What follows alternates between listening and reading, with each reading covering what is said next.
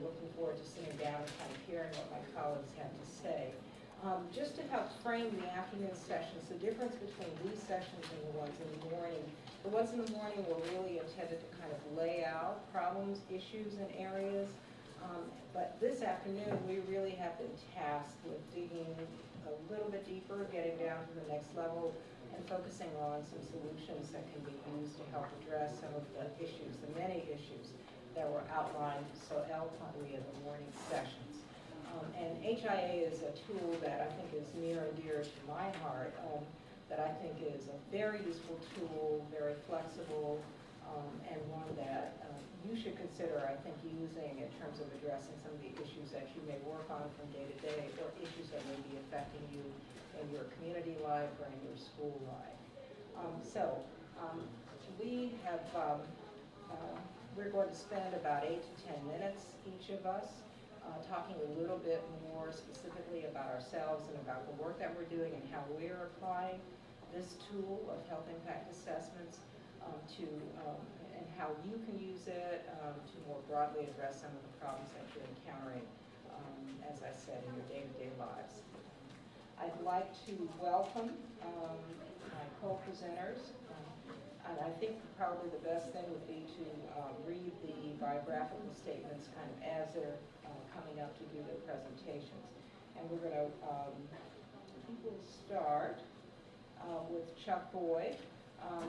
Chuck is the Deputy Director of Planning Services for the Maryland Department of Planning. One of his principal duties has been the coordination of Plan Maryland's preparation and now its implementation. He has 25 years of planning experience, working in both the public and private sector. Prior to joining MDP, he worked for Parsons Brinkerhoff's Placemaking Division, providing consulting services to state, regional, and local governments to prepare comprehensive plans, draft land use regulations, and conduct land use transportation studies. He was director of the planning department for the city of Frederick, Maryland, responsible for directing all aspects of the department's operations, from long-range planning to development review to community development and project implementation. He's a member of the American Institute of Certified Planners. He's going to be addressing state-level implementations of health impact assessments, and I want you to welcome Chuck Boyd.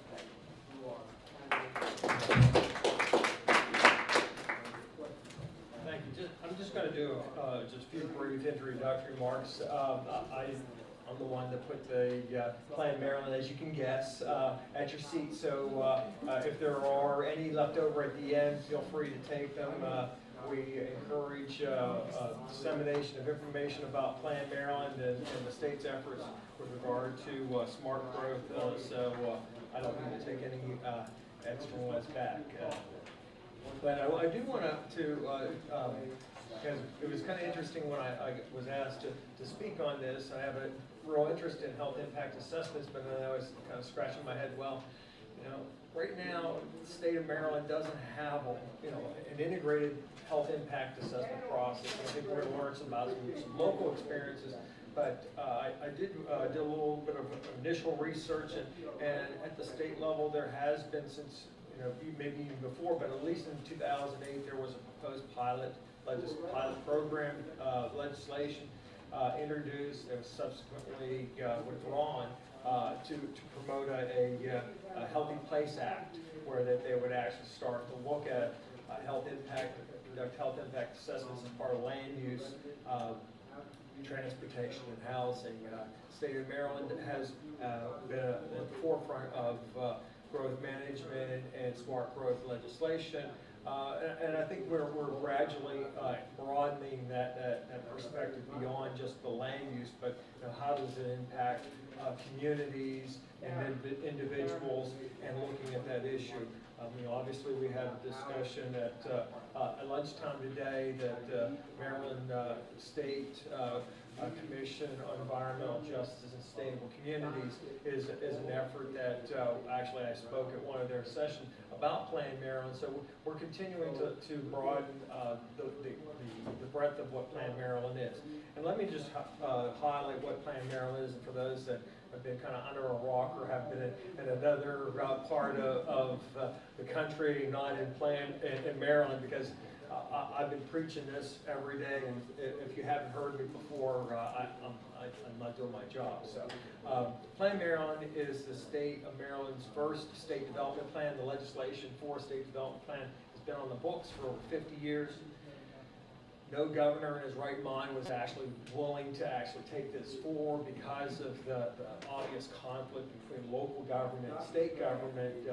Governor O'Malley recognized the need to have a better coordinated effort and worked with, he instructed our Secretary Hall to go forward and prepare the state development plan, for the first state development plan for the state.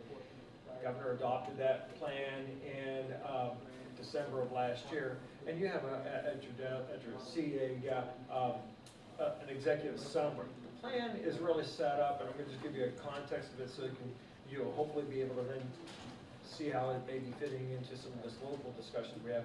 The plan is involving two basic components. One, to work with local governments to identify places where we want to grow, where we want to preserve. And it's a mapping exercise to some degree, but it's also an exercise for the locals to tell us where their priorities are, what they're doing with respect to those priorities, so that at the state level, the state agencies can start to do a better job with their limited resources to help and direct them towards those areas where we both mutually agree we want to grow and where we want to preserve. The second part of Plan Maryland is dealing with state implementation strategies.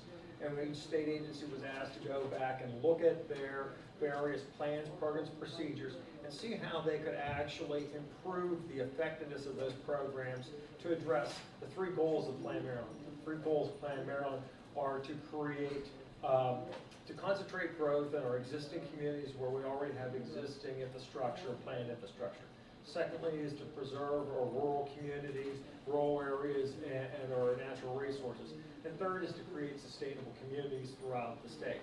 Those three basic goals, while simple, are extremely difficult to actually achieve for a whole host of different reasons. But we recognize that it's a collaborative partnership at the state level with the different state agencies, because too often we are heard through our outreach efforts that community would say, don't you talk to each other?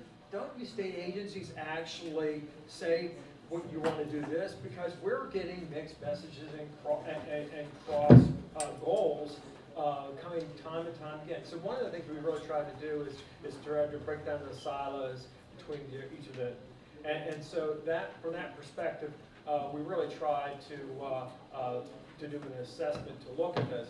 And then as part of that process, we then over this past year have developed what are called conceptual implementation strategies. And what I didn't bring along with you is on our website called plan.maryland.gov. You can get download a report, a progress report that we just recently published that talks about over 90 different strategies that the state agencies are doing. As part of those strategies, one of those particular, the plan sets forth a whole series of guidelines that the state agency is supposed to utilize as part of developing these strategies.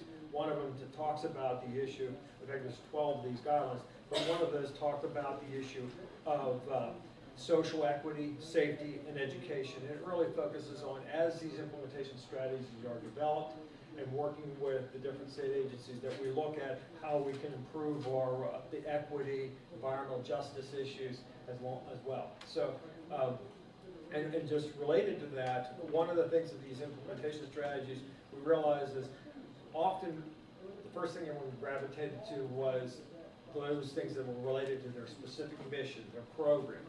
But we also realize now that there are often cross-purposes issues that no one owns. Healthy communities is one of those. Department of Health and Mental Hygiene has a role in it. Department of Housing and Community Development, Department of Planning, Department of the Environment. So we're actually having collaborative efforts to deal with these cross purposes, these functional areas, whether it be transportation, because transportation is not just the Department of Transportation. It really focuses on everyone. Land use is an important component. So Healthy Communities is one of these that we're teaming up to develop a complementary set of strategies for those areas. So that's one of the points. We're continuing to implement Plan Maryland as we move forward, and at this point, I'll be sitting down, and again, just to stress that the Plan Maryland is not just at the state level. The critical component of this, the success of it, is really working with our local partners. So the planning in terms of the place designations and the coordination of the implementation strategies really requires upon us a partnership between the state and local government. So, yeah, thank you very much, and I will be answering any questions.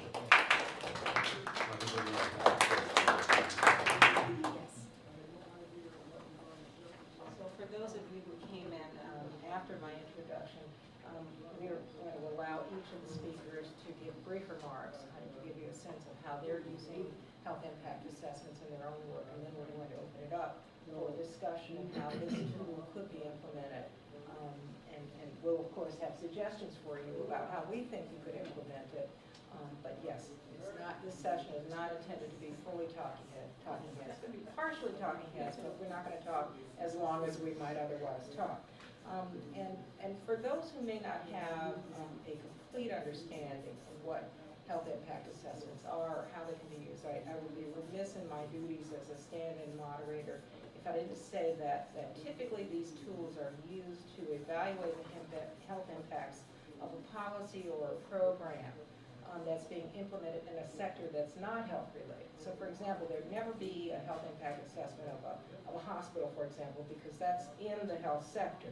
But we use health impact assessments to evaluate the potential health implications of policies or programs in other sectors. So land use planning is a good example, energy, but it could be in any number of sectors.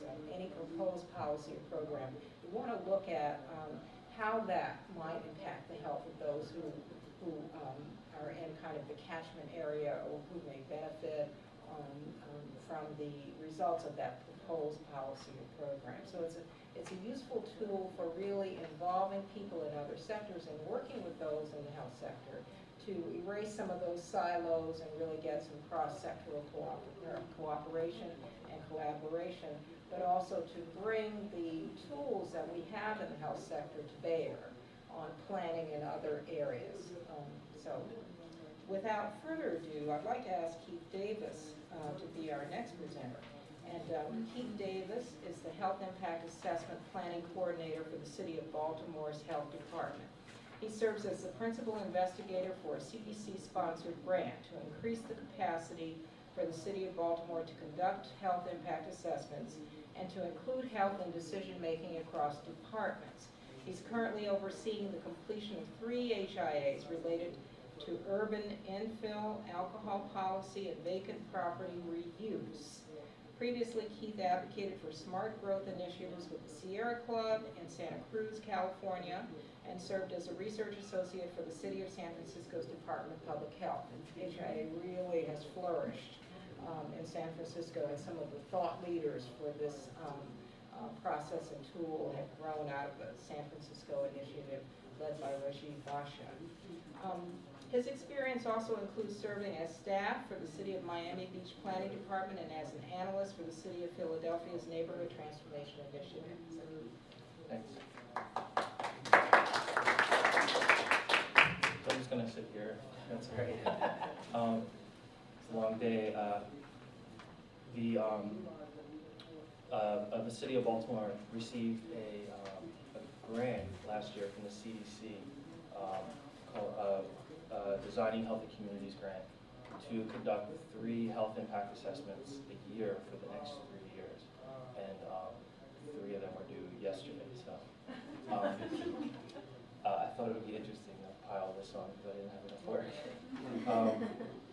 But I was brought in to help sort of create the capacity in the city of Baltimore to conduct health impact assessments, because there are a lot of resources involved in doing that.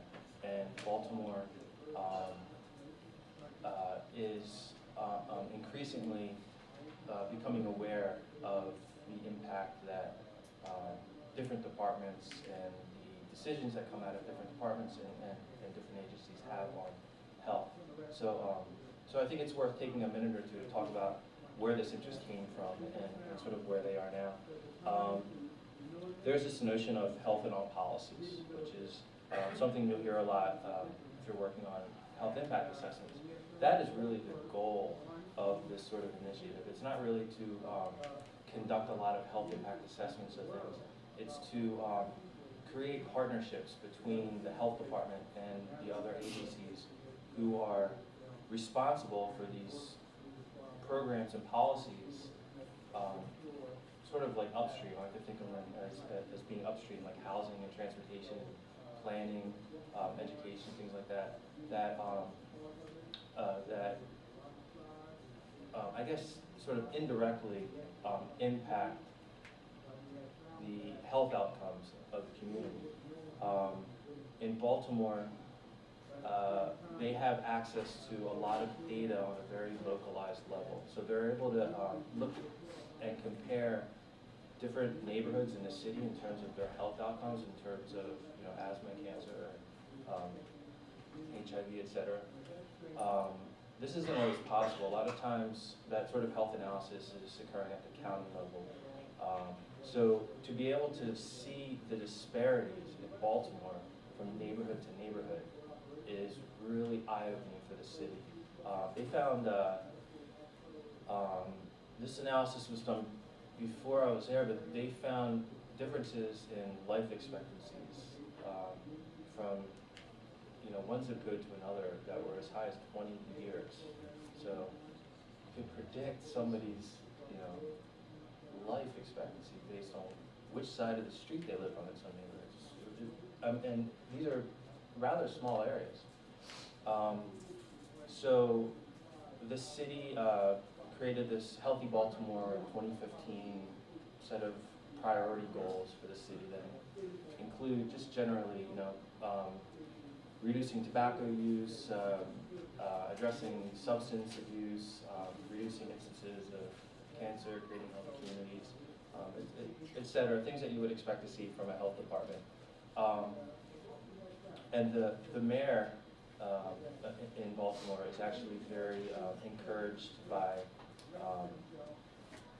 the idea of using health impact assessments to address these, to ensure that other plans and projects address these 10 Healthy Baltimore 2015 goals. To the extent that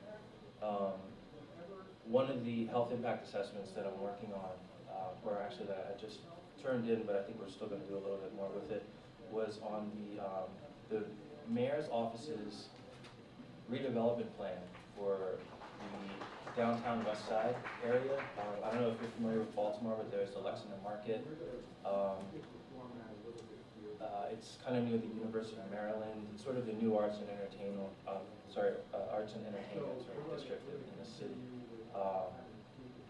It's essentially Baltimore's downtown commercial area. It's a very big part of downtown. It's sort of a regional attraction. The market gets 2 million visitors a year.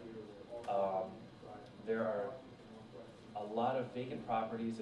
There's been a lot of stalled progress in that community because of the relationship between the development community and the city, and the fact that you have all these really old buildings there that can't just be torn down. You have to respect the history of the community. So the mayor actually, they have monthly meetings with the developers. She actually invited me, I think I had been there for like 2 weeks, I just moved from California, invited me to speak to a room of developers to teach them about health impact assessments. And it was sort of their way of saying, next year when we release the request for proposals for development in this community, we're going to be considering health as one of the factors in your proposal. And that's huge because a lot of these conversations really revolve around fiscal responsibility, whether the developer can produce the building that they claim they can. So to have the mayor sort of say, look, we're looking for a value-added project, not just the lowest bid. So that was one of the health impacts that I looked at. The other two were on the city's liquor amortization policy, which is a means of addressing violence in the neighborhood. Everybody knows that there are a lot of homicides in Baltimore. There's a pretty significant violent crime problem there.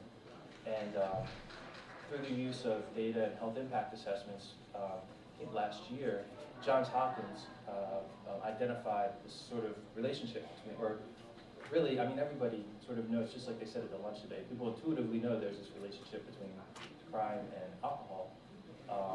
But researchers from the Bloomberg School of Public Health at Johns Hopkins actually conducted a health impact assessment to look at the impacts of the city's zoning plan on the increased accessibility to liquor outlets, and then the potential that creates for increasing crime.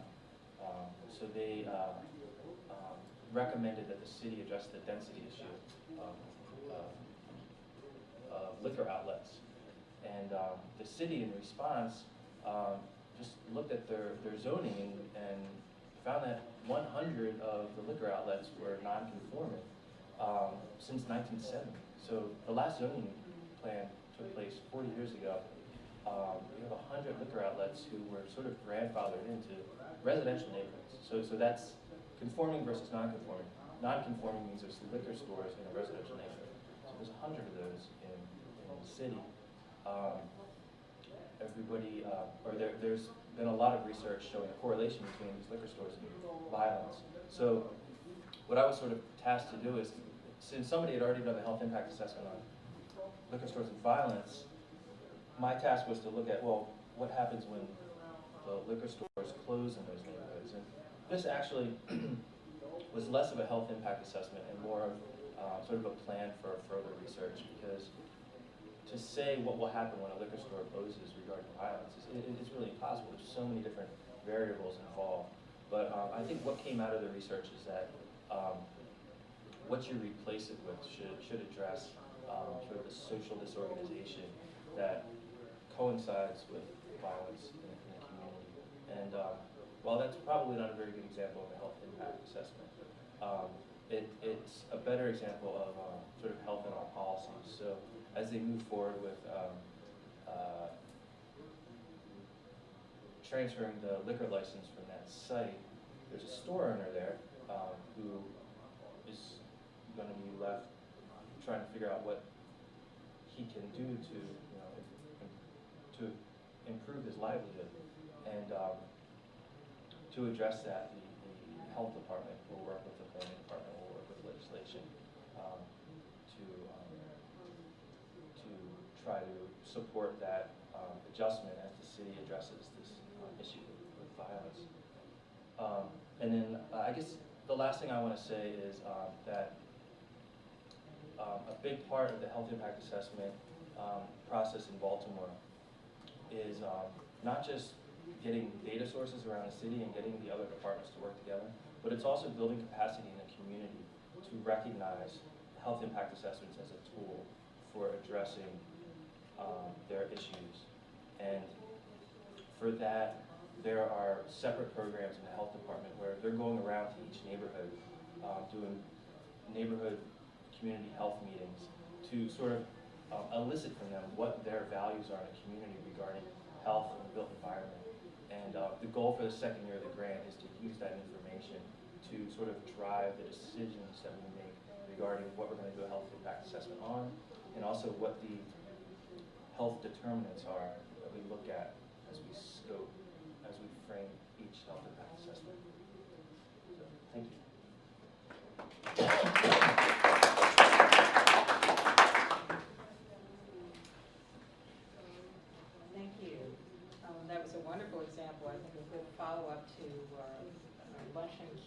remarks about really looking at patterns and placements of facilities and the impact that can have on communities, and how we really need to infuse that process with principles of health equity and principles of environmental justice. Our next speaker is Scott Kratz, and Scott is working in Washington, D.C., so the same community I work in, so we've kind of gone state level and then looked at the role of a health department and how it can implement health impact assessments, and now we're moving into the nonprofit sector where I like to work. So Scott's been working with the DC Office of Planning to transform an old freeway bridge into a park above the Anacostia River. The old 11th Street Bridge connects Capitol Hill, which is a relatively wealthy community, with communities east of the river that have a reputation for crime and low income and violence. And the bridge has reached the end of its lifespan, and replacement bridges are now under construction. Kratz is working with the ARC, Town Hall, Education, Arts, and Recreation Campus, which is a wonderful facility that combines a lot of educational and arts communities and organizations under one nonprofit umbrella. Along with the DC Office of Planning and several district agencies, to use the base of one of the bridges to create a one-of-a-kind park, which would include active recreation, environmental education, and the arts. He's worked in the education field for 20 years and is currently the Vice President for Education at the National Building Museum in Washington, D.C. Please welcome. I think I'm going to stay here as well. So I'm a little bit of the outlier of this panel. I am not a planner, I'm not a public health official, I'm an educator. Although my wife's a journalist and she used to cover transportation, so I'm a kind of transient geek by marriage, if that counts maybe. And I've been working for the last 6.5 years at the National Building Museum and been spending a lot of time looking at the intersection of built environment and public health. But this project, actually, the 11th Street Bridge project, has nothing to do with the building museum, because clearly I as well have way too much time on my hands. I've been volunteering for the last 18 months working with the Office of Planning on this idea for the 11th Street Bridge Park. And first, it might be helpful, where is the 11th Street Bridge? The 11th Street Bridge, Janet mentioned, connects Capitol Hill with Anacostia. It's sandwiched in between the South Capitol Bridge and the Pennsylvania Avenue Bridge, so it connects wards 6, 7, and 8. Those bridges have aged out. Those bridges date back to the 1950s, 1960s. They're currently being replaced. 2 bridges are being replaced with 3 new bridges. This is the largest construction project, largest contract actually, in DC government's history. It's a $350 million contract managed by DDOT, the Department of Transportation. And what our plan is to take part of one of the old spans, instead of demolishing it entirely, and build a new span over the Anacostia River for a place of environmental education, active recreation, and the arts. We're working with, we've recently identified the ARC, the amazing nonprofit in Ward 8 in Congress Heights, to be the fiscal agent for this project, which is fantastic. We have 4 main goals for this project, and I'm going to spend most of the time talking about the first, but let me list them through really quick. One is to create a healthy community by establishing a safe place for recreation. Ward 8 and Ward 7 have some of the highest rates of obesity in the city. Ward 8 has a 41.9% adult obesity rate. Contrast that with Ward 3, one of the wealthier areas in Washington, D.C., that is an 11.7 the adult obesity rate. It's a huge disparity. Ward 8 has the highest rates of hypertension, lowest rates of physical activity, lowest rates of or access to fresh vegetables, fruit. And research has shown again and again that providing a healthy and providing a safe place for active recreation can significantly increase the amount of time people spend recreating, right? And then there's links, of course, to people's physical activity with diabetes and the concurrent the issues. So that's goal number 1. 2 is to connect the community with the Anacostia River. So I was at a session this morning with folks from the Anacostia Watershed Society and Groundworks Anacostia. People have been working on this for quite some time. But to get people to care about the river, you first need to get them down to the river. And one of our ideas for programming is to have kayak launches, canoe launches, and education facility up there. We've forgotten about the river, and we're just barely starting to embrace it again. DDOE, the District Department of the Environment, has plans to make the Anacostia River swimmable and fishable by the year 2032. Usually that elicits a little bit of a giggle or laugh, but I think it's an important goal. The 3 is to reconnect the neighborhoods of Anacostia and Capitol Hill. The river's been a dividing line for generations in this city, and we see this park as a physical and metaphorical connection of these 2 different communities. And finally, if we're really successful, and of course this has huge impacts on health, and this is a destination for the people on both sides of the river in the greater Washington region, this can be a tool for economic opportunity. More people visiting there can support local jobs. One of my main roles, and this is where it connects to the health impact assessment, has been to engage in the community. And if you take nothing else away about the 11th Street Bridge project, then this thought is that the ideas for what's going to be on top of the bridge are being driven by members of the community. That's absolutely key. And perhaps we can get into a little bit of discussion about engaging the community and making sure that they own it. But I've gone out, I've had over 6 meetings with members of the community, with residents of the adjoining housing authority properties, to Historic Anacostia Block Association, to the Fairlawn Civic Association, to you name it. I'll meet with anybody, sort of anywhere, anytime. From coffee meetings over coffee to larger formal meetings, really to ask them 2 questions. One, is this something that you want? And 2, if this bridge park is something that you want, what do you want on top of it? And we've heard 5 different programming ideas that we keep hearing again and again, and those are performance spaces, a 21st century playground for kids with special needs and a full range of abilities. Urban agriculture is really key, and so our concept is a fruit orchard on top of the bridge. An environmental classroom for kids in DCPS and DC charter schools, and finally kayak and canoe launches on the river below. So we're at the very beginning of thinking about if public health is one of our key goals, how do we measure this? How do we measure this beyond just anecdotal information? And so I've had a little bit of a crash course over the last 6 months of, I had no idea what a health impact assessment was in January, and now I'm starting to get a little better idea. And we're looking at really measuring 2 different things within HIA. One is continue to engage with members of the community, to refine the final designs of what this park is going to be, to make sure it reflects their needs, as well as work with members of the community to identify any potential negative impacts. I think this park has a tremendous positive benefit, but there might be issues of traffic, park safety, how do you provide a variety of access to this park.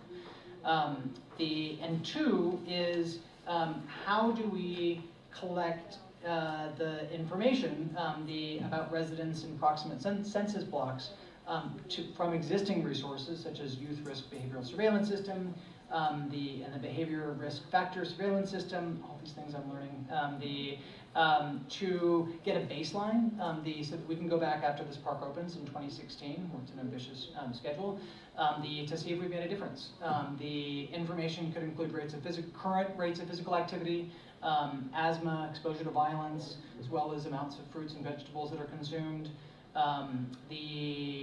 Additionally, we're going to be working with Dr. Wilson and some of his graduate students to survey local residents and collect some new information about perceived access to green space. If people aren't going to and regularly recreating outside, what are the barriers to that? Is it perceived safety? Is it the access? Is it public transportation? And this as well can serve as a benchmark that when we go back in 2016 after this opens to see if we're successful in improving the health of the residents, which is the primary goal for this project.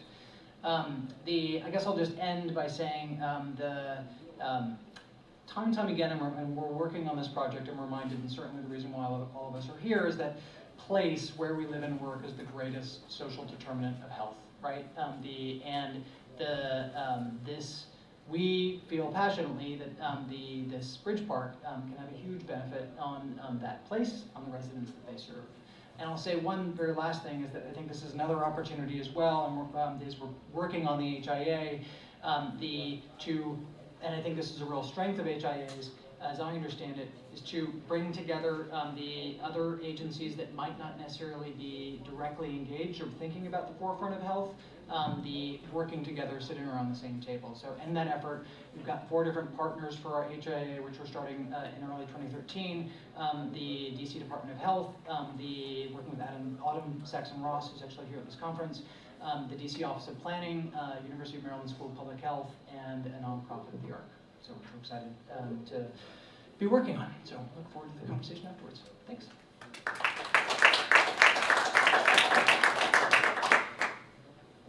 Thanks, Scott.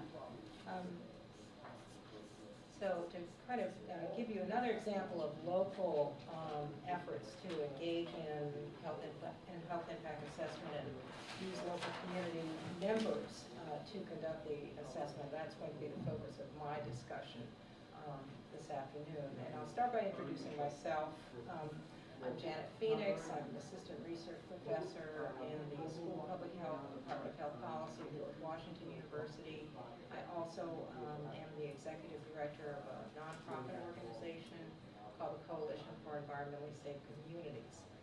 And much of the HIA work began under the nonprofit umbrella, and now I'm kind of incorporating my academic colleagues in the effort as well.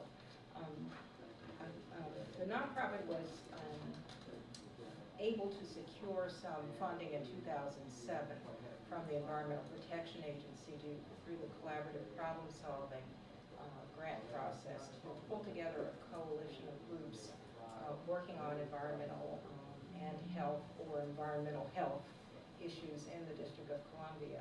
And that kind of hodgepodge informal coalition evaluated what we thought were some of the primary environmental health risks in the district. And we looked at childhood lead poisoning, we looked at childhood asthma, but what we were really struck by was the concentration of toxic facilities in these east of the river communities. And those of you who may not be familiar with Washington, D.C., it's there's a kind of a dividing line, which is Rock Creek Park, and the Anacostia River is kind of another dividing line in the city. And so if you go to the eastern part of the city, that's the section of the city that is more heavily low income, educational levels are lower, so it's a low SES section of the city. And then the west side of the city is where people who have higher educational levels and higher incomes live, and much of the federal facilities are concentrated in the western part of the city. And so it's kind of 2 cities in lots of ways. And what we found was that in the east of the river part of the city, that's where there was just a plethora of toxic facilities. For example, an old landfill that was no longer operating, but which closed down just prior to the implementation of some requirements to place our trash more safely, and requirements that would require caps and liners to prevent waste from percolating into the groundwater or spreading into the neighboring communities or into waterways that might be adjacent. So just before those regulations went into effect, the Kenilworth landfill closed and was capped with sediments that were dredged from the Anacostia River that were contaminated with PCBs and PAHs from the local power plant, which sits next to the river. And a grass was planted, and a ball field for the neighboring elementary school opened. And then we have a little bit further down the river, there was the first of 2 Superfund sites, the Navy Yard, which had a history of dumping its chemical waste into the river, and some of which had percolated into the neighboring communities. And then there's the Washington gas facility, and it just seemed like if you went 100 yards, you came across another toxic facility. And these facilities have been investigated. There have been health assessments performed by the Agency for Toxic Substances and Disease Registry. It's an agency no one could ever remember. It's tucked away into CDC right now, but kind of some of its activities require that it cooperate with EPA, and it does assessments, public health assessments for sites that are placed on the national priority list for the Superfund program. And they looked at the neighborhood that's directly across from this power plant, and they've looked at also the Kenilworth landfill and also the Washington Navy Yard. So there was actually a lot of information that had been collected about chemical exposures, and a lot of discussion about potential health effects that could relate from these chemical exposures that have been documented by federal agencies, but not much of an attempt to really connect the dots between environmental exposure and human health. So many of the people who helped to form the DC Environmental Health Collaborative were concerned that there needed to be more of an effort to connect those dots and to look at the health, baseline health information for the city, and to get down to that level that they've been able to get down to in Baltimore, where they've been able to look neighborhood by neighborhood and compare health outcomes and things like life expectancy. And we discovered that the data is not as robust for the District of Columbia in terms of being able to get down to that neighborhood level, but that there was information on a ward level, so we could at least look more broadly at wards 7 and 8, which comprise much of the communities that are east of the river that I mentioned at the beginning of my talk. So what really made health impact assessment seem to us to be a useful tool is that it can rely on data that's already been collected, and it can allow community groups and individuals and interested agencies to gather information and sift through it and make those associations and try to have an impact and influence a planning process for a proposed project or policy. And since we had no funding left after our EPA grant had run out, but we had concerns, and we had people in our coalition who had at least some ability to evaluate health-related information, environmental information, we decided to undertake an HIA with very little in the way of resources. So we kind of cobbled together this effort, and I was able to identify some graduate students, and Dr. Wilson assigned a student who's working on her graduate degree to be kind of our primary data cruncher and numbers cruncher and write drafts of report and go to outreach meetings and basically do everything person, Brianna Murray. And we discovered that one of the people who was living in one of the affected neighborhoods actually taught survey design and analysis as an adjunct faculty member at GW, which I was kind of delighted to get him onto the team. And so we put a survey together to assess community concerns, not to assign an exposure measure to those individuals, but just to collect information about what their concerns were, and if they felt that living in close proximity to the plant had had an impact on their health, and what health impacts they or their family members may have had. And we identified those community members using a random sampling strategy. We went through the tax rolls and contacted every 10th household to gather people to respond to the community survey. And then we had another team of people who were kind of looking at the public health assessments and also looking at information that the Pepco Benning plant was releasing about the chemicals that they knew they had been emitting into the atmosphere or that had migrated into the sediments in the Anacostia River over the 83-year history of the plant's operation. So HIA was helpful to us because it gave us a way of really creating something that had some rigor, some scientific rigor, but was accessible and implementable by people living in the affected communities. So we didn't have to rely upon a city agency or a federal agency to conduct this work, and frankly, had we relied on a city agency or a federal agency, we would have been waiting quite a long time. But PEPCO had announced its plans to phase out active power generating activities at this power plant, which was one of the 7 or 8 facilities that we had discovered was an issue in these neighborhoods. And so we had a proposed policy that we could focus on, which met the criteria for an HIA. We had a lot of data that had already been collected because, you know, Washington is a federal city.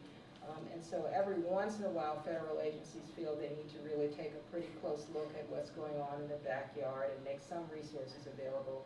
So these health assessments had been done. And while PEPCO had not been the focus of all of the work that had been done, but it had been the focus of 1 or 2 of the studies, and by implication, some of the same chemical exposures that had been linked to the landfill or to the Navy Yard were also the same chemicals that the power plant was emitting. So we could kind of make this environmental justice case that there was a disproportionate impact for the neighborhood surrounding the plant, that they already had a baseline level of exposure to things like polycyclic polychlorinated biphenyls or polycyclic aromatic hydrocarbons or heavy metals or a host of things, and that the power plant had then layered on another set of exposures to those chemicals, and that because the baseline health assessment was already poor because these communities were less well resourced and had lower educational levels and therefore had higher rates of disease, that, you know, it was an unfair additional burden that the plant had faced, and that there were residual impacts because some of these chemicals persist in the environment, and even though the plant may be powering down and no longer actively emitting things through the smokestack, that there remains kind of a legacy of exposure that will continue beyond the time that the plant shutters its doors, and that's something that needs to be addressed. The current battle is to get PEPCO to sample the neighborhoods, because they, at present, they're working with the District of Columbia Department of the Environment, and they're working very closely together. It's actually hard to see where the Department of the Environment leaves off and the plant begins, but that's another conversation. But they've released a sampling plan which would require them to sample within the fence line of the power plant and to sample sediments in the river, but to skip the neighborhoods that are in between. So they have no plans to do any sampling of the neighborhoods. And literally there's a neighborhood directly across the street, and then there's one kind of on the back fence side, one on, you know, they're surrounded by residential neighborhoods. And it seems irresponsible not to take those exposures of the people living in the neighborhoods into account. So that's kind of one goal for our HIA, is to expand the sampling frame so that the neighborhoods are assessed at the same time that the plant and the river are assessed, and so that human health really is taken into account, which is one of the fundamental principles of environmental justice, is that human beings really are and should be considered as important in terms of environmental exposures as more traditional environmental indicators such as, you know, water quality, land quality. We think human beings are important. So, with that, I think we should really open this up for discussion, and I think you've gotten a flavor of lots of different ways that HIA can be used. I hope you have a baseline understanding of what HIA is and how it could be applied. But I'd like to open it up to questions and discussion, and really, you know, make this more of a back and forth, so that you can glean some nuggets and get answers to any specific questions you might have, and so that we can share some of the information we weren't able to include in our 8 to 10 minutes of initial presentation. Yes. Hi, I'm Rebecca Rear. I am currently a fellow at the EPA, but I was Dr. Wilson's grad student and worked with the Maryland Commission on Environmental Justice and Sustainable Communities. And one question I had was to tie in one of the things that Dr. Hussein talked about this morning, the health enterprise zones that she mentioned. You know, there's a big piece of legislation that got passed in Maryland earlier this year, and you know, really, one of the goals was to the application has to come from a community-based organization or or local health department. So I think it's maybe an opportunity, if it's successful, to model for other areas. It may provide some baseline assessment for what's needed for the health impact assessment. And I was wondering how it fits into Plan Maryland, and if you were involved at all in, because they're talking about using local designations. They decided on zip codes. I know there was some discrepancy over what sub-county resolutions you use, but they decided on zip codes. But how does it fit into Plan Maryland? Because you said the drivers at the local government. So how does the health enterprise zone concept fit into Plan Maryland? And if it's successful, do you see it kind of spreading? Because it's a pilot project. Right. Do you see it spreading to other parts of the state? Because they're only starting with 2 to 4 zones. Right. Well, we're the Plan Maryland is one of the things that's good about it is it's really a framework right now, and so while we have a document, it's really by no means, it's really just the basic structure, and so it can go in a whole host of different directions, and what it really started though is breaking down the barriers and the silos between departments, and we've really improved our communication and coordination, and so we've met with folks in chronic disease at DHMH to actually start to have a dialogue, start to figure out how we can actually, one of the things that the American Department of Planning is big on is data collection. This is where the State Data Center is housed. We do a tremendous amount of mapping and do a lot of the mapping, quite frankly, for some of the other state agencies, and coordinate the mapping with other state agencies. So we're working with folks at DHMH in terms of starting to get consistent statistics so that we can measure many of the local measures that they have with those of the state. And so we're still trying to grapple with this legislation, these enterprise zones, and it's not of the same animal that Plan Maryland's, but quite frankly, we found this with a whole host of different state agencies. Each state agency has their own program and their own designation process. And so what Plan Maryland is really intended to do is to try to genericize things and get down to the local level as well, so that again, there's 3 basic components of where do you want to grow and where do you want to preserve, and how do we create sustainable communities.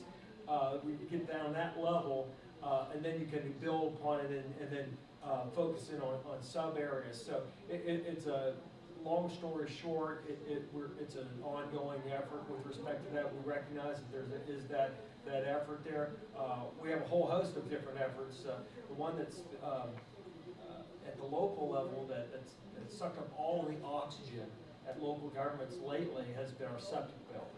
That every jurisdiction in the state of Maryland had to go through a process of identifying where do they want to put water and sewer long-term, and where do you want to have septic systems, or are not going to serve that, so that we can actually get a sense of the groundwater potential loading into the bay from septic systems and how much is going to be served by water and sewer. So over this past year, the local jurisdictions have been identifying different what they call septic tiers or road tiers. Well, that's going to fit into a Plan Maryland form at one point, and the same thing goes what I anticipate with enterprise zones. It'll probably fit into one of our place areas that we have. And you're right, everything's place at the end. We have one area that's called targeted growth and revitalization area, which typically is an area usually in a municipality or a growth center where you want to preserve or grow, and so. And then each state agency will have its own emphasis, its own priorities within these targeted growth and revitalization. It may be an enterprise zone, or it may be a sustainable community that's going to have a Main Street program, or maybe it's an issue with that they have a little bit more flexible regulations under the Department of Environment, so that we don't discourage development in those areas. Because that's one of the office things we have to say, well, I want to build an area, but the Department of Environment says you can't do it, and it's making it more expensive there, And so it's easier for them to go to the greenfield area. So that's, again, those are the many happy times we experience. So hopefully that gives you a long-winded answer to a short question. Gentleman in the back. Yes, I'm a novice at these health impact assessments. So I was wondering, I gathered there are at least two different kinds. One was a retrospective kind of study that Janet spoke of, and then the prospective kinds that Scott and Keith talked about. So that's one thing I'd like some elaboration on. Just about, I guess, different types of those, or maybe examples of each one, other examples. The other thing was, it seems to me they could be very fraught with criticism. But, I mean, it seems very complicated, for instance, especially in the prospective form of this, to try to bring in all the factors that can affect health from a proposed development. I mean, you've got emissions, you've got the actual construction, you might have disturbing an aquifer by foundations. I mean, these are just some things that me, a novice, can think of. So I was wondering if you could, without getting too burdensome about it, just hit on some of the big scientific points that, you know, are involved in these kind of studies. And one other thought I had on the kind of retrospective studies, it would seem to me actually looking at people, maybe blood samples, would tell a lot, but that's kind of invasive, very invasive. Is that ever done, for instance? Yes. Well, you know, all of the HIAs are prospective in the sense that they are trying to provide some input to an agency or organization about health impacts going down the road. But they all have as a common denominator what's called a baseline health assessment. So you have to kind of look at where your community or your neighborhood is currently, and that includes an assessment of current health impacts. But they're all forward-looking in the sense that they try to evaluate the available information, and if they're fortunate to be well-resourced to collect additional information, to be able to provide those recommendations about what the potential impact can be. But yours and is you're absolutely right. The thing around the power plants and the Anacostia, I mean, that's data, I mean, that's already happened. I understand what you're saying. It's going to be a baseline for future development or future action in that area. But I mean, you're drawing on data that's in the ground, you know, sampling, maybe if you can sample people's blood. I mean, those things have already happened. Yes. The kind of things, you know, I heard Keith talk about, especially sort of projects, you know, about developing in the Lexington market area. I mean, that seems like a different animal to me. So one of the things to consider too is the decision-making process that you're trying to affect. So not all decisions are made simply by data, that sort of evidence. There's also the political will behind the decision. One of the sort of avenues that I've taken to sort of structure the argument or the case for my health impact assessments is the idea of sustainability. Sustainability has three prongs, right? It has the economic, the environmental, and the social equity. So the economic is always considered for a project. I mean, it has to. If you can't pay for it to get done, then it won't. The environmental, it's been found through years of research that, you know, projects can degrade the environment. You can't build something on garbage, so you have to consider the environment that something is going into. And there's federal policies for, you know, certain projects that borrow from the federal government, I believe, require an environmental impact assessment. So that's kind of given in a project, but there really isn't anything to commit a developer to considering health impacts. Social equity, there's like equal employment opportunity, you know, you have to consider those sort of things. But as far as the social equity, that's it's not necessarily considered in projects. It might be considered at the very beginning when you're deciding like that something needs to be done in the west side downtown because we call it crime.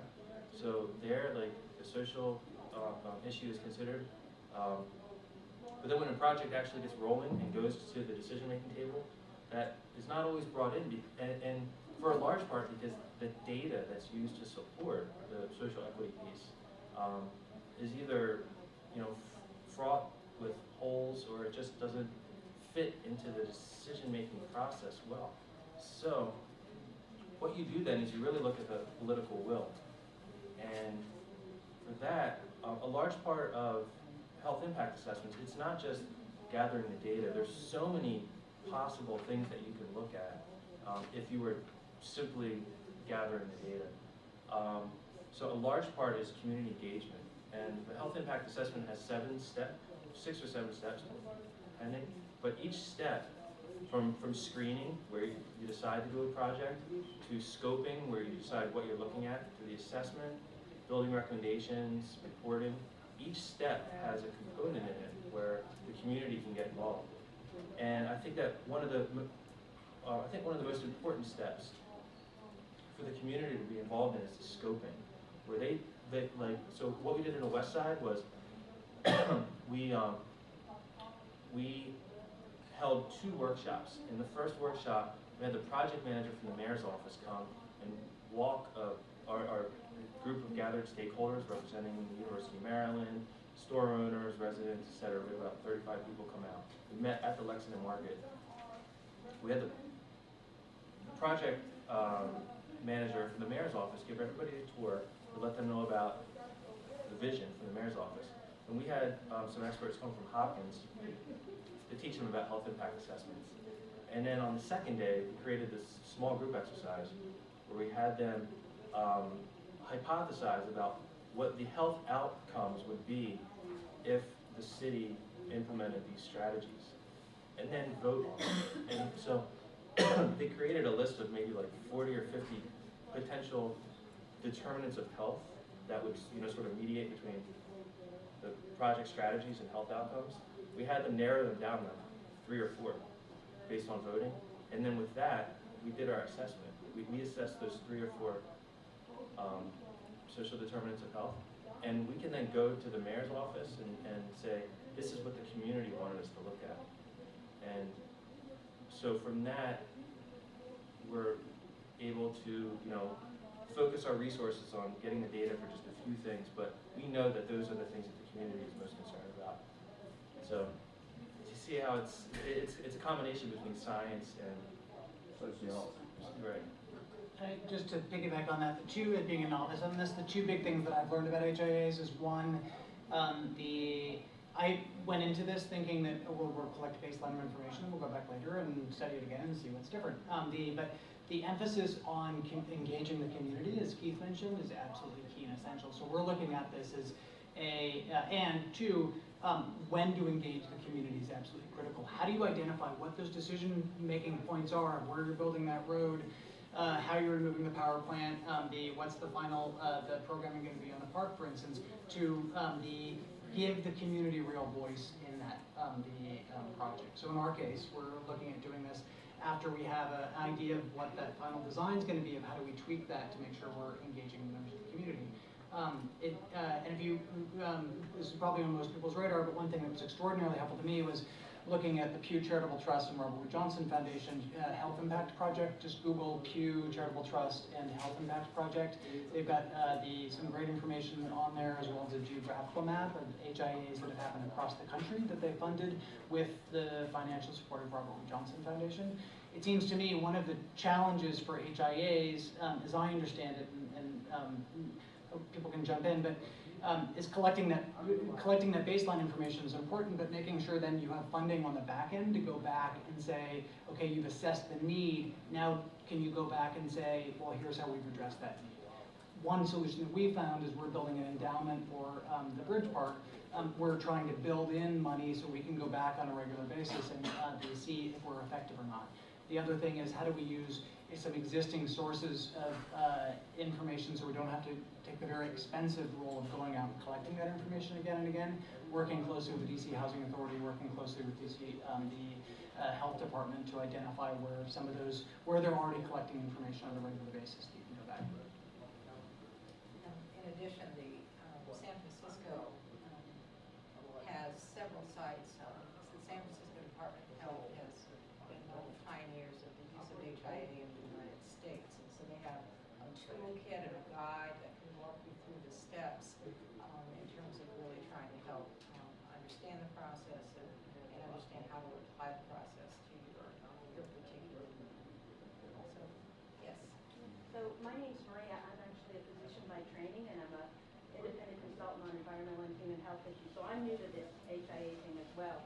And I have one direct question that I think will be easy to answer, and then a question that I'd like to hear from all the panel. The first is, you know, health impacts are economic impacts. So we're sitting here talking about these separate silos, but the reality is the cost of healthcare is enormous. And so, so my first question is an economic parameter included in the health impact assessment in terms of increased costs to the local, state, federal healthcare plans?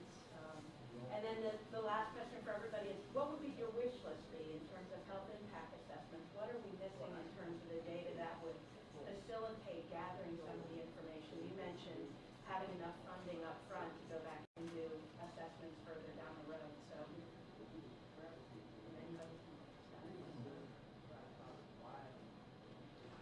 I'll jump in on this with economic, the angle. It's I'm doing a lot of research on the analysis of looking at the health, particularly in residents in DC. And the DC Department of Health recently came out with a study that said the second, the poor diet and lack of exercise is the second leading cause of preventable death after smoking, right? And then you look at all of the associated costs that come with obesity and type 2 diabetes and so forth. So and those have been measured either in the hundreds of billions of dollars nationally and the billions of dollars locally. So certainly as we're the pitching that from a healthcare costs as we're gaining support on that, that's key. But I'd also add that the local economy plays an enormous role in health, right? I mean, if people have jobs and people have the money in their pocket, they have greater food options. And so that's absolutely key as we're looking forward to moving forward with this. I would say wish list is and the other three people up here are much more well versed in this than I am. But providing I think continuing the work of HIAs to break down some of those different silos. So we're not looking at health in this narrow little silo, but we're looking at health along with the social capital, looking along with planning decisions, looking along the built environment is key in funding to help support that. My wish list would include better data, kind of down to the zip code level, the neighborhood level. That's been a real frustration in terms of the work we've been doing in the District of Columbia because the data just isn't there. I mean, the VRFSS data is all self-reported, and then there are active surveillance systems for certain health outcomes depending on whether the health department had a grant for that, and for how long they had that grant. So they might have a great database for one health outcome for a 3-year period, and then in another part of the health department they might have a 5-year grant to look at something else. But they don't. The data has been collected in different systems that don't communicate with one another. So it's not available kind of across the city, so that then you can parse it out on a neighborhood by neighborhood basis. So it's and this is not just a DC problem. I mean, we are just piss poor at collecting that kind of information across the country because we have all of these state systems and the data gathering process is completely state-based, so it's very well resourced in some places and very poorly resourced in others. I think Maryland may be, a little bit towards the better end of that spectrum, but that would be my wish list. A national surveillance system that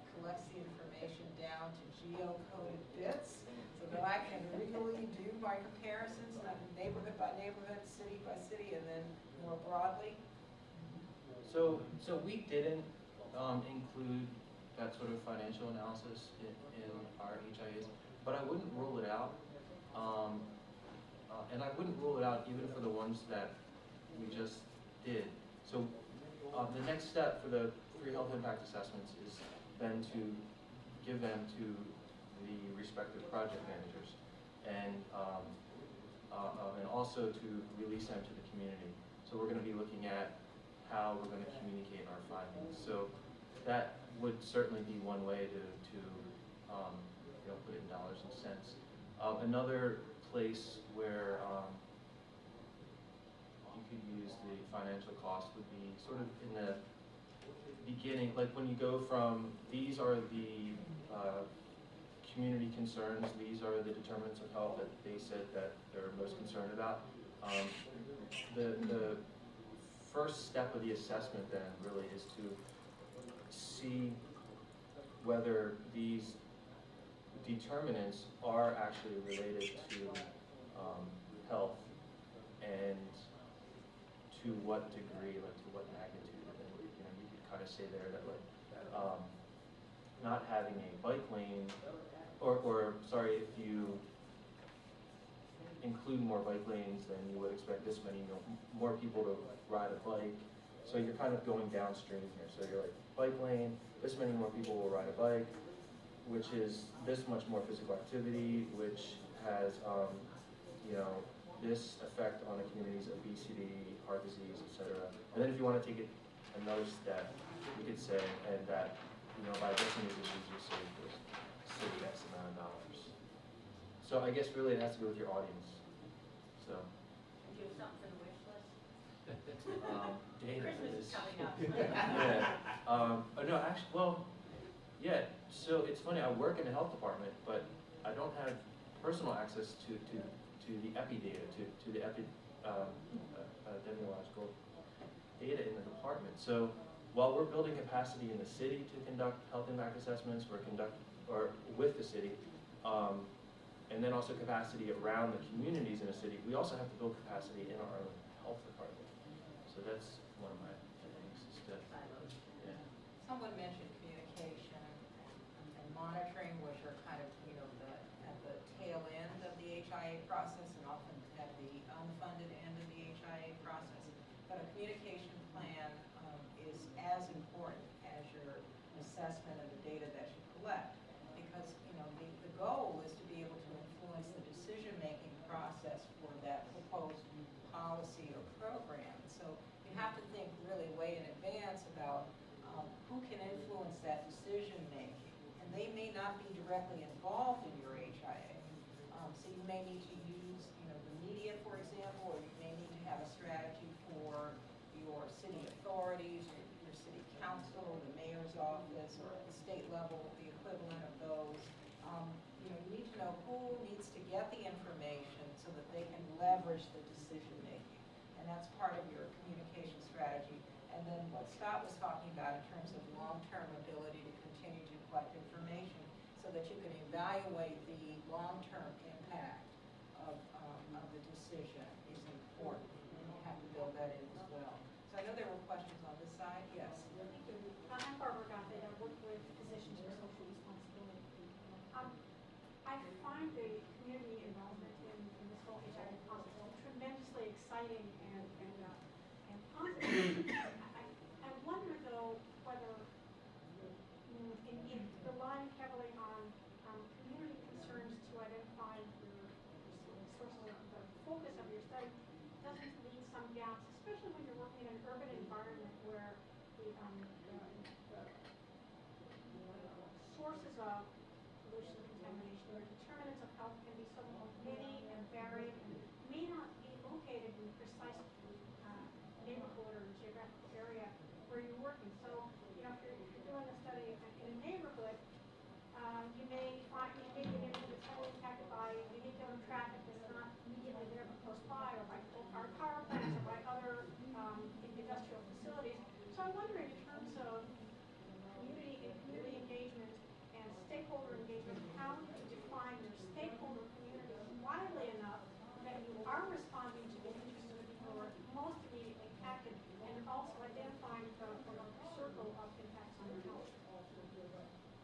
So I think that one way to address that is to say that right there is why the health impact assessment community does not look that favorably right now on the institutionalizing of health impact assessments, because we're allowed that flexibility. If we don't, I mean, you should have a community engagement process in the scoping, but you could also have like an advisory team of experts that, you know, together might decide that this is how the issue will be framed, but it's not to say that you won't have community engagement during other steps of the process. It's a narrow tool in a sense, because it is focused on something fairly specific. It has a specific time frame associated with it. But there are side benefits in the sense that it's an opportunity to build the capacity of a set of community stakeholders. And then that capacity can spill over into other areas, improved engagement in the civic process, an improved ability to kind of understand the regulatory and administrative framework of your community, and to be able to have a broader impact on decisions that are made beyond the focus of your specific HIA. So it won't solve all of your problems, but it's a good tool to build the capacity to engage with public authorities and decision makers, and to kind of raise your antenna about things that may be coming down the pike that could have an impact on the health of your community. Yes. Can you talk a little bit more about the influence of HIAs versus environmental impact assessments, and I guess the responsiveness of decision makers? So we just finished our first three, and we haven't had the opportunity to assess the response from decision makers. So I would only be able to report on what I hear from other cities. I can tell you that working with other departments throughout the process, to gather data.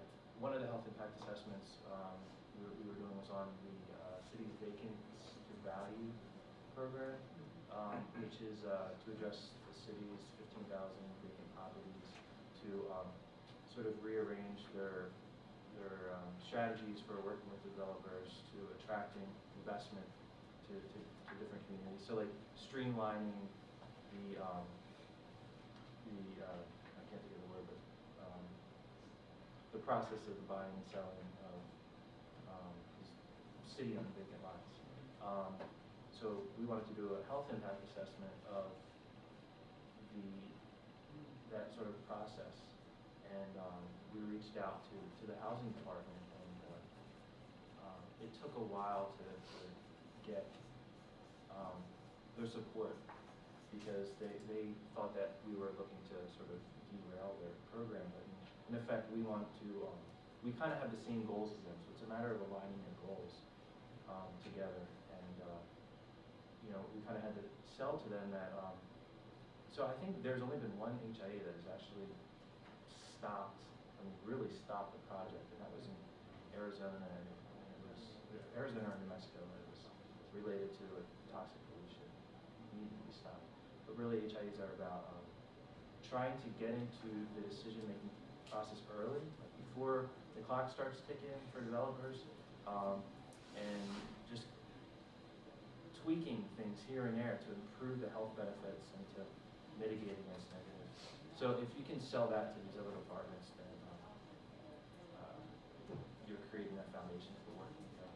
I don't know if that answers your question, because we haven't finished any yet, so we don't know how they'll be received. But that's actually like the seventh step, is monitoring to see if the process changes, to see if health gets included.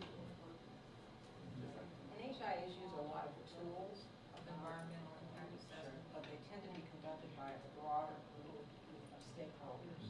What can often happen with the environmental impact assessments, they're done by an entity that's about to engage in a process in order to meet some local or state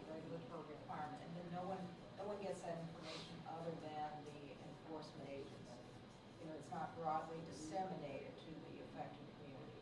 HIA is really intended, to involve the affected community in its conduct and its implementation. And so a communication strategy is a key component of it that you don't necessarily have with an environmental impact assessment. But a lot of the tools are the same. Yes. Here in Prince George's County, we are sort of following you. We try to model Baltimore City. And we are very new on HIA, and I don't know, have you hired anybody yet? We have one person who's doing them, but a very small. We don't get involved until it's well into the development process. And that was actually going to be my question. We send the information to the planning commission, to the planning board, and they basically, at this point, are still saying, oh, that's very nice, but if it's zoned for this use, then we're going to let it go through anyway. Right. So, Go ahead. but then I have a question. Have any of you come up against that sort of issue where, it's, yes, it's incorporated, but it's really not at this point until the zoning laws are changed? My thoughts on that, and that this is where you need to do the HIA or some of the tools at your comprehensive planning process, so that you can then, and there's a website called Design for Nature that actually has a toolbox of assessments of doing a comprehensive plan assessment in terms of health impact assessment. And so that you take care of those issues and modify your laws, your zoning, whatever. And you're right, it's almost too late to do a health impact assessment on an individual project, particularly if it's by right, or to the extent that you can negotiate some improvements to that project as a whole. But to make major policy changes, or that it's way too late at that particular point. What you want to do is look at, does our community have adequate alternative transportation modes? Do we have walkable communities? Do we have bicycling? Are there safe routes?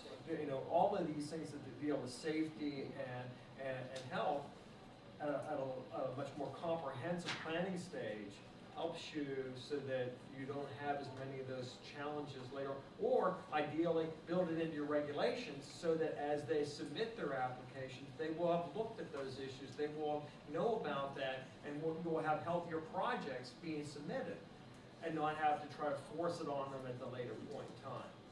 The political will could be a good tool to use. I had a lunchtime conversation with someone who was talking about a process that took place in Detroit involving Marathon Oil. They wanted to expand a facility that was located in a low-income community in Detroit. And so there a kind of a quid pro quo process ensued. So they did proceed with their project, but they also gave back. They retrofitted all of the school buses to reduce diesel emissions, and the company paid for that in exchange for being able to move ahead with their project. So there's some things that can happen when you have people who are not in the government sector who are involved in the process, because I'm sure it was the community stakeholders who leveraged that and not the folks who were working for the city enforcement agencies. The other part of my question was this community engagement that you were talking about, and talk to the people what we want on the ground. And even though I'm not involved in that, which I, but interested to know, is that back to science education and policies again, we were talking this morning, is not always community is interested to know, the science background is interested to know the need, what we need in this project. I mean, I'm looking at the health officer here, enough fast food, enough McDonald's in this project. We have so much obesity in this area. I don't want any more, the smokestack here for, free or so. I have enough pollution. So I'm looking at, not the baseline is already, we look at it, we're looking at engagement of the community and talking to them. Hey, here you go, you are. You want another fast food restaurant while you were talking about fresh food here and having. So sometimes they wanted that. I'm passing by here some part of this Prince George's County. You have to drive 5 miles to get to a grocery store, but while you are traveling from point A to B to go to grocery store, you see 4 liquor stores, okay, on the way. So, and then we're dealing with violence. Then we're dealing with, so everything that you guys said. But I'm just saying that sometimes community just simply says, I need a McDonald's here, you know, I need it. But we know that there is enough problem here, so don't we just, is a part of the project should be some educational things? We go back first, educate them, the reason we are opposing, the reason the health department doesn't want this, you know. I don't know really how much teeth we have to bite and go, you know, go in, at least in our community in Prince George's County, but I don't know that always getting the community engaged to it. It is good to inform them, but has to be a component of education, must be a part of it. Say why we are opposing this, why we are encouraging this one. Then they just whatever they want to say, okay, this is what community wants, you know. I just was wondering if, you know, how you guys keep. If I could paraphrase your question, what you seem to be asking is, when is it appropriate or not appropriate for the policies to kind of get ahead of the community? So look at in San Francisco, they conducted an HIA on the impact of I guess implementing a fare for anybody driving into the core of the city. I mean, that was really unpopular for people who live right outside of it.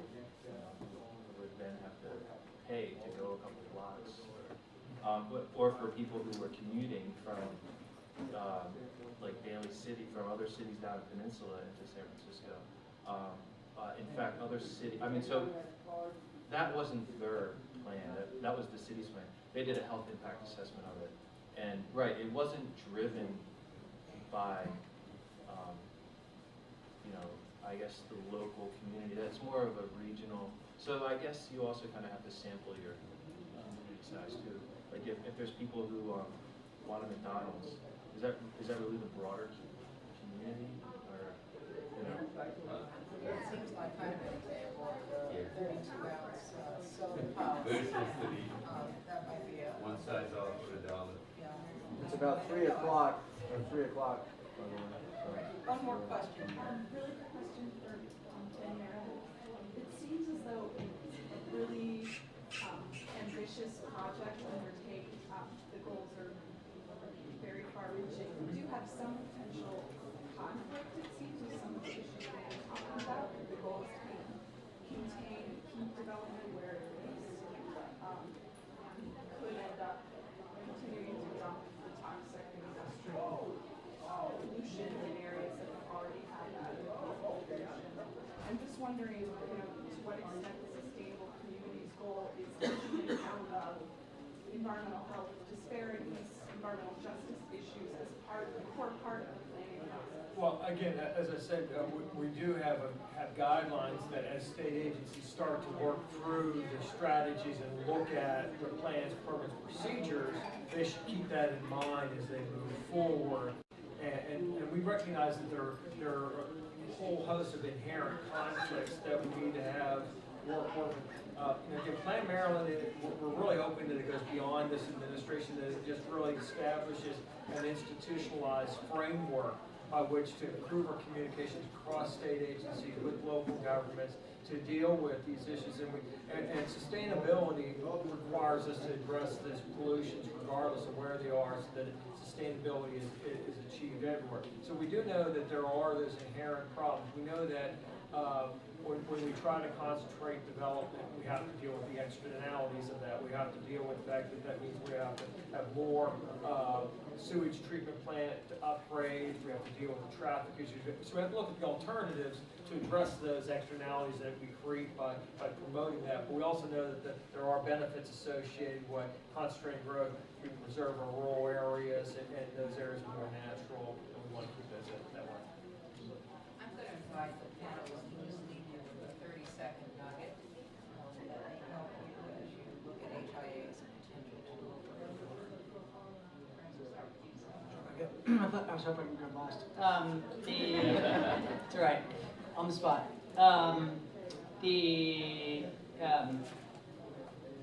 Just the importance of the engaging the community in all of these decisions, and the engaging the community often is a check the box thing, right? For a lot of developers, for a lot of the people who have gone to talk to the community, and I can't tell you the number of people that I've gone out there and said I've talked to the community, and I get pushback of like, well, who is the community? Who have you been talking to? And working with the community is based on trust, and what is trust but shared experiences over time? It's a sustained effort, it takes a lot of time, it takes a lot of inventiveness too. People are really busy, and the last thing, as we heard during lunch, the last thing you want to do at 8 o'clock after working 11 hours is to go to some sort of meeting. I think it's all of our collective role to engage the community and try again, and build those relationships. You then build trust, then the projects are better and our jobs are much easier. So I would just say that there are so many tools out there for starting health impact assessments, from a checklist for a screening tool to determine whether a project is appropriate for resources needed to do a health impact assessment, through to how to do a scoping assessment, etc., how to arrange your community engagement meetings. But I would, so in addition to those tools, there are also sort of summarized bodies of knowledge and information. So it's actually very easy to gather your supporting literature. So if you have that literature and can really capture the community engagement piece, health impact assessment almost rolls right out of that. And I guess my parting thought is that don't be discouraged when you move forward with these things. Find somebody else to talk to other people, and you'll be quickly finding supporters and collaborators with you along that way. So engagement at all levels is the solution to most things I found out. Good resource in Maryland, I think, would be Keisha Pollock at Johns Hopkins University. She's really one of the foremost authorities on health impact assessment. She's on our team. And also What's her name again? Keisha Pollock. Keisha? Keisha, Keisha. Pollock, like the artist? Yeah, she's in the School of Public Health at Bloomberg School of Public Health at Johns Hopkins. Also, a lot of funding has been dumped into public health institutes to conduct training for people who are interested in implementing an HIA. You may have to pay for that, but it would be excellent training. It's a good investment. Have a team of folks who are assembled. If your local agencies have resources that can be used to pay for people to be trained, they offer training courses throughout the year, and so that would be another resource that you can use. And also, they're interested in public health institutes are interested in finding topics in order to conduct HIA, so they may be willing to partner with you on an effort. And as everyone up here has said, we tend to get bitten by this because it seems like such a good tool to be applied to a lot of things. It's kind of like, the hammer, the nail analogy. So I think if you go onto the HIA website and contact, they have a map of every HIA that has been conducted or is being conducted in the U.S., and you can contact those folks, and they'd be happy to talk with you about the applicability of their work to what it is that you're trying to accomplish. And the very first Health Impact Assessment Conference in the U.S. was held in April of this year. They're planning to have another one next year sometime. And the folks at Pew and the Health Impact team are also resources that you can use. Contact them; they'll help you in any way that they can. And the San Francisco website? So it's sfphes.org. So San Francisco Program on Health and Environmental Sustainability. SFPHES, PHES. Okay. I use it all the time. So thank you for being a great audience. I think that I'm not sure what's going to happen with our summaries. It may appear on a website at some point, or if you email Dr. Wilson, he may send it to you. But thank you. Thank you.